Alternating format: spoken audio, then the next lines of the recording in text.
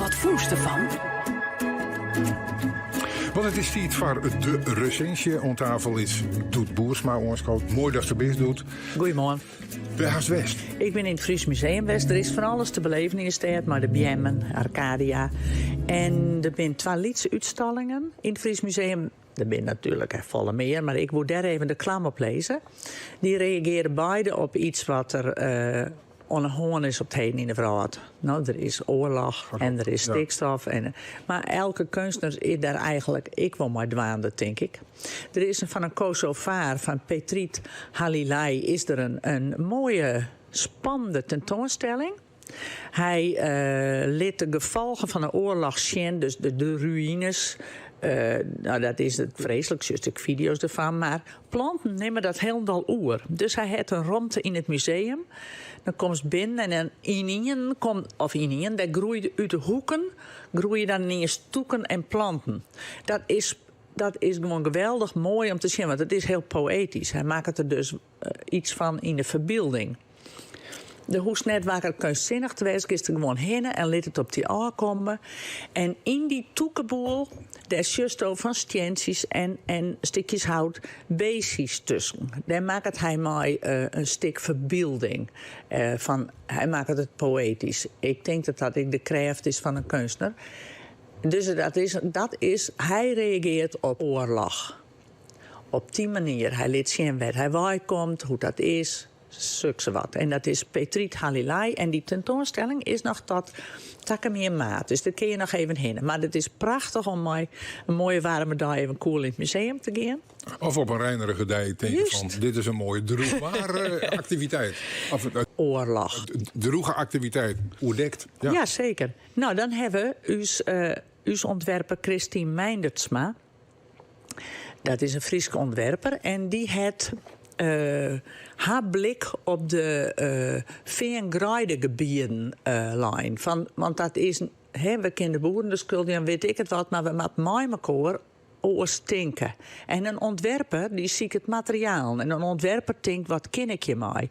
En Christine Meindertsma, die is naar die veengraidegebieden gegaan, die heeft zo'n wat groeitje.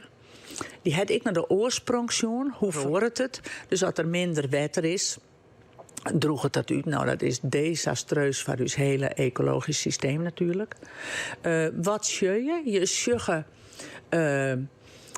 video's van rijdsnijders die vertellen over hun vak en over de invloed van water en minder water. En je ziet turfstekkers, hele oude video's.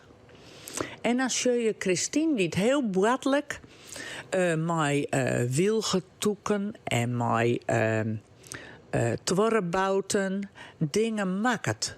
Zij het zelfs met een bakkerballen maken, met wilde ries en tworrenbouten en cranberries. Ik weet niet wat smaakt, maar zij is gewoon ontzien. Wat kunnen we ermee en hoe kunnen we kleur eruit halen van het verven en dus ballen. Maar toen had zij een ontwerpen maken van feesttinten. Die kennen we wel, nou, van dat dikke plastic. Ja. En zij had toeken en planten ontwerpen maken voor festivaltinten. Die kunnen dan weer vergingen, maar kist ik de planten ertussen uithalen en dat weer broeken. Dus het is interessant. En het is net dreig, je gaat er gewoon heen en je liet het op je inwerkje, zeg maar. Ze is dus geen wetenschapper, dus hoe is net bang te wezen. Oh god, ik moet er wat van snappen. Hoe is geen kunst te wezen, is gewoon zien, hoe is dit van mij? Kist ik mij praten? Ze had hele mooie foto's, het Christine maken. En daar staan vragen op. En daar kun je op reageren. Omdat we dat toch met elkaar uiteindelijk dit probleem oplossen maar als mensheid. Maar zit er dus iets van activisme in of zo? Van we moeten mensen bewust maken van wat er gebeurt en waarom dat oorzaakt? Ja, ik zie net Christine Meindertsma op een trekker op een sneldiek verschijnen, maar zij liet gewoon mogelijkheden zien, intenties van hoe kunnen we hiermee omgaan. Nee, ze liet mensen mee praten. Het is dus net activistisch in die zin, maar wel het is natuurlijk een soort kunstzinnig activisme om met zo'n problematiek bezig te zijn. En om die er even bij te bepalen. En dit soort kaartjes, West, wat willen die onder water stellen? Nou, je stiert bijvoorbeeld... wie moet en zonnepanelen zo'n roenonpleers worden moeten kennen? Ja of nee? En waarom? En dan kun je dat ophangen. En ik zeg dat ik alle mensen lezen wat oren op kunnen hier. Dus het is een stukje bewustwording. Dus werd Christine Meindertsma... waarom gaat naar de basis? Hoe groeit iets? Die tentoonstelling heet dus Fertile Grounds. Vruchtbare groen. En video's met die prachtige landschappen van de Rijtsnijers. Ja, het ziet er geweldig uit. Ja, het is haast een abstractie, mooi van kleur. En als dan dat vergelijkst met een... Ja, een installatie. Ja, dit is een installatie, is een bed met stikken houten boppen.